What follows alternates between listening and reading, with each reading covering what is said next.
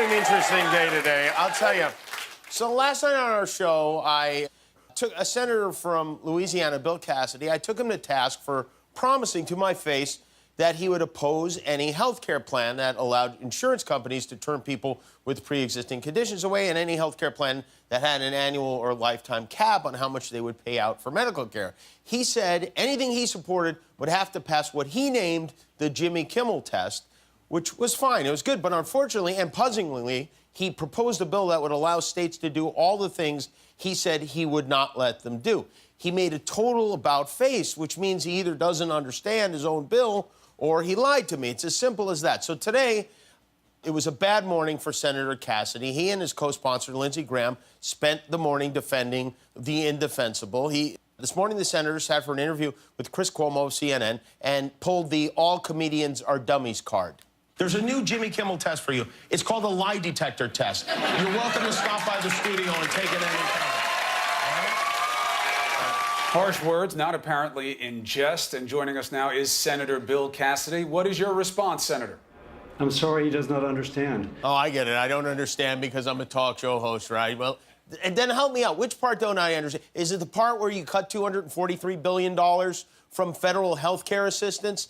Am I not understanding the part where states would be allowed to let insurance companies price you out of coverage for having pre-existing conditions? Maybe I don't understand the part of your bill in which federal funding disappears completely after 2026. Or maybe it was the part where the plans are no longer required to pay for essential health benefits like maternity care or pediatric visits, or the part where the American Medical Association, the American College of Physicians, the American Academy of Pediatrics, the American Hospital Association, the American Cancer Society, the American Diabetes Association, the American Heart Association, Lung Association, Arthritis Foundation, Cystic Fibrosis, ALS, the National Multiple Sclerosis Society, and the March of Dimes, among many others, all vehemently oppose your bill. Which part of that am I not understanding? Or could it be, Senator Cassidy, that the problem is that I do understand and you got caught with your Geo penis out? Is that possible? Because it feels like it is.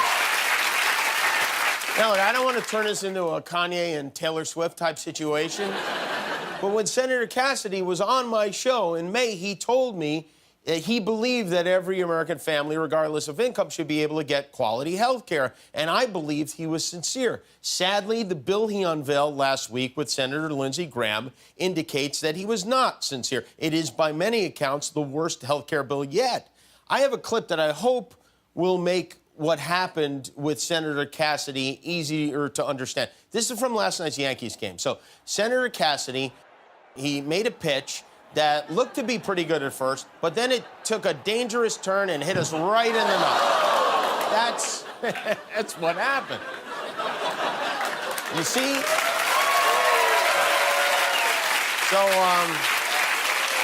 got a lot of nice tweets, words of support today from people, from a lot of sick and disabled people who are worried about their access to health care being cut off. But I also got some words that were not so nice, particularly from our friends at Fox and Friends. Sunday's politically charged Emmys may have been the lowest rate in history, but that's not stopping Hollywood elites like comedian Jimmy Kimmel for pushing their politics on the rest of the country. Watch. Thanks, Brian. That was Brian Kilmeade. And the reason I found this comment to be particularly annoying is because this is a guy, Brian Kilmeade, who whenever I see him, kisses my ass like a little boy meeting Batman.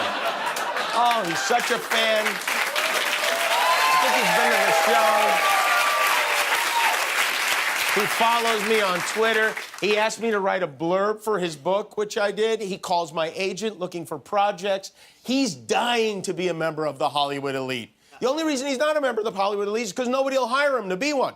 And, you know, the reason I'm talking about this is because my son had an open heart surgery and has to have 2 more. And because of that, I learned that there are kids with no insurance in the same situation. I don't get anything out of this, Brian, you phony little creep. Oh, I'll pound you when I see you. That is my blurb. That will be my blurb for your next book.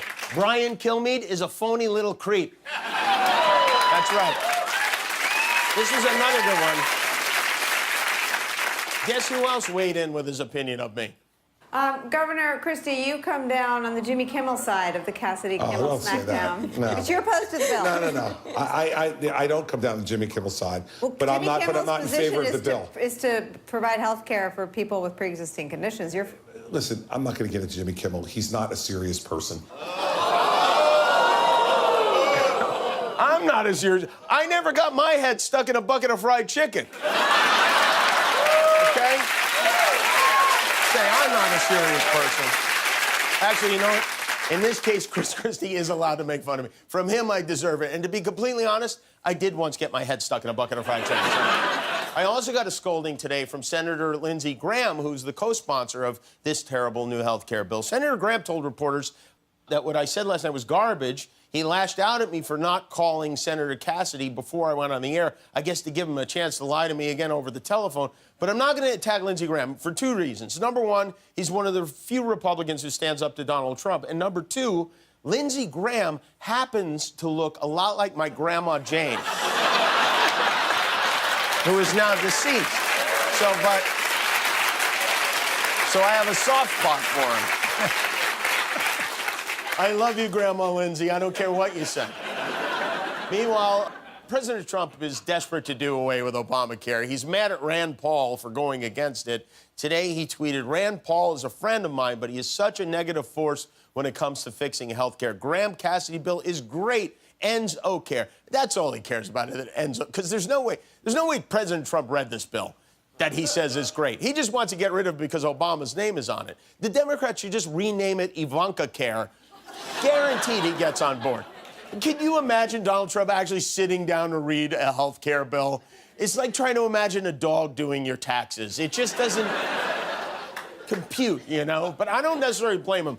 I did more homework this week than all my years of college combined. This health care bill, it's confusing, especially for those people who aren't experts in the field. So to make it simpler, I wanted to take a moment to boil it down in a special edition of Barista Theater, okay? Here we are in a coffee shop, and this is my barista. Go right ahead. Hi there, what can I get you? I'd like a black coffee, please. Oh, sure thing. Your name? My name is Jimmy. J-I-M-M-Y. All righty.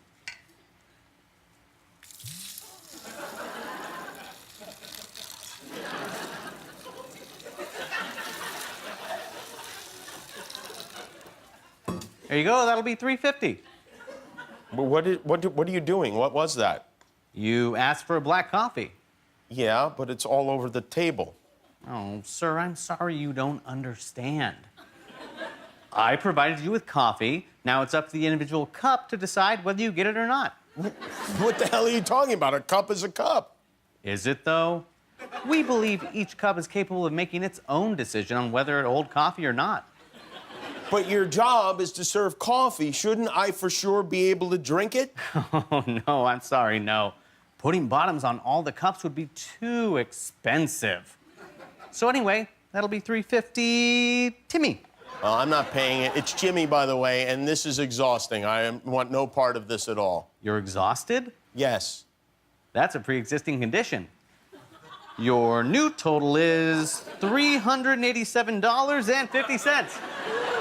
That's ridiculous. I'm not paying $387.50. Ridiculous. Actually, it is adequate and affordable. You know what? I'll just go to another coffee place. Thank you. This is how all coffee shops are now.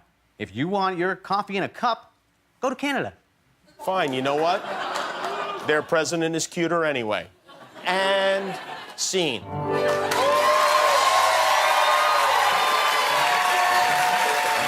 you go. All right, one more thing.